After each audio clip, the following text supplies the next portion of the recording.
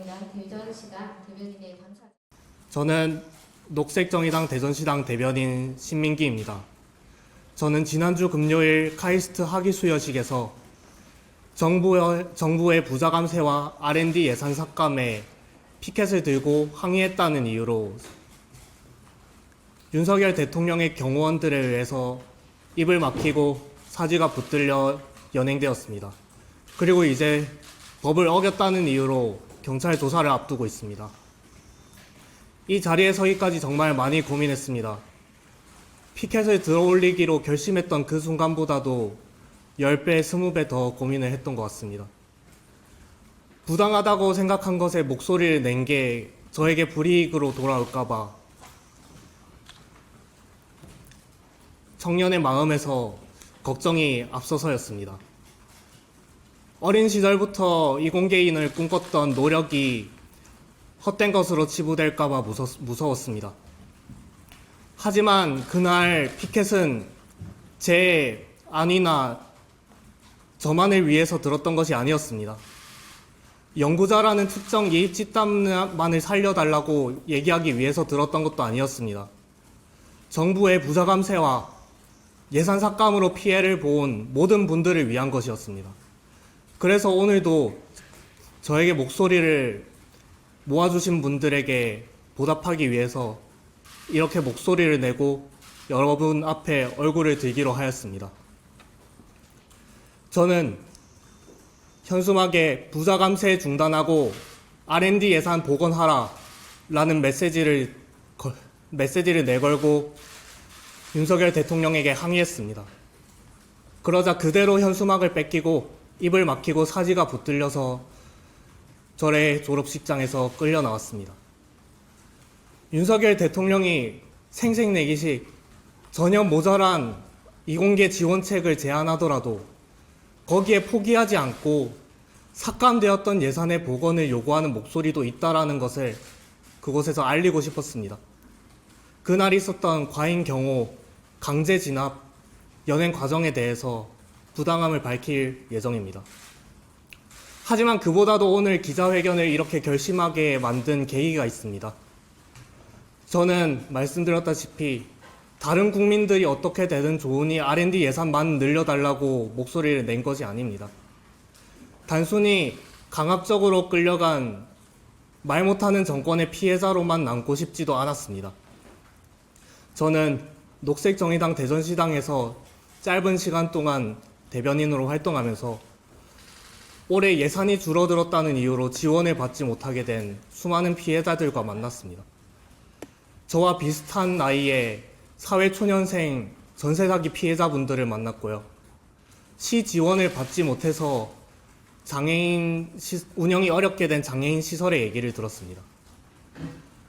제 또래 학생들이 쓸쓸히 죽어갔던 세월호 참사 그 기념사업의 예산 전액 삭감 소식을 들었을 때 눈물이 앞섰습니다.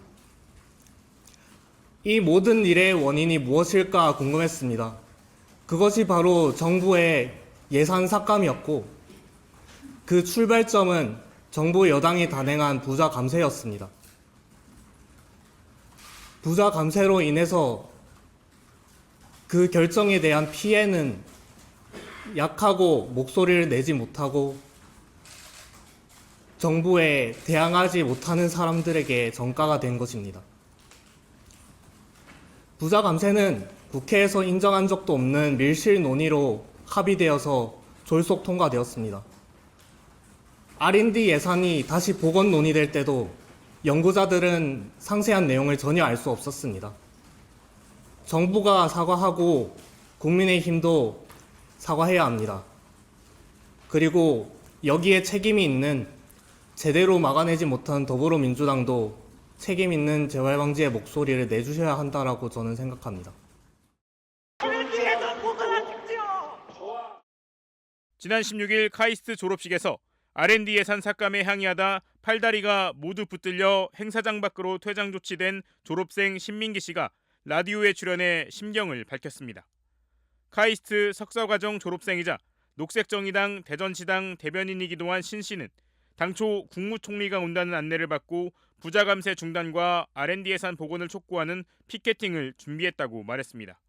그런데 막상 가보니 대통령이 축사를 하고 있었지만 계획대로 피켓팅을 했는데 항의를 하자마자 신체적 제압을 당했다고 말했습니다. 그런 구두 경고 같은 건 전혀 들은 게 없었고요. 제가 일어나는 거랑 거의 동시에 피켓을 빼앗기고 이제 입을 막으려고 시도를 하는 그런 과정들이 있었습니다. 입을 틀어막히고 사지가 들린 채 행사장 밖으로 퇴장 조치된 신 씨는 이후에도 별실에 사실상 감금돼 있었다며 이 또한 부당했다고 주장했습니다. 제가 위해를 가하거나 그런 거에 사실은 아예 불가능한 상황이었고요. 그 상황에서 그렇게까지 했어야 되는가. 그리고 그 이후에 또 저를 이제 행사장 근처에 있는 별실로 이동을 시켜서 거기에 대기를 시켰는데 네. 그게 못 나가게 했기 때문에 사실상 감금이나 다름없었습니다. 그렇기 때문에 그 부분에도 문제가 있다라고 생각을 저는 하고 있고요. 이미 졸업식에 들어올 때 검색을 다 받아 대통령에게 위해를 가할 수 있는 상황이 전혀 아니었다는 겁니다. 금속 탐지를 받고 또 소지품 검사까지 받았고요. 그리고 또 졸업식장이 실내 체육관인데 농구 코트 2개 이상의 크기입니다. 저는 거기서 중간줄 맨 구석에 앉아 있었고 그 사이에 또 사람들이 꽉 들어차 있었기 때문에 어떤 위해를 가하거나 행사를 중단시키거나 이런 거는 상상도 할 수 없었던 상황이었습니다. 신 씨는 녹색정의당 또는 다른 단체와 사전에 계획한 바는 전혀 없었다며 예산 삭감의 피해자인 카이스트 졸업생으로서 목소리를 내는 과정이 필요했던 것이라고 말했습니다. 그 자리에서 대통령에게 하고 싶었던 말은 뭐였냐는 질문에 현재 R&D 예산 삭감으로 관련 피해를 안 본 곳을 찾기가 어렵다며 과제 예산이 최소 20-30%, 많게는 80%까지 깎여나가 사실상 연구가 불가능한 상태라는 부분을 알리고 싶었다고 답했습니다.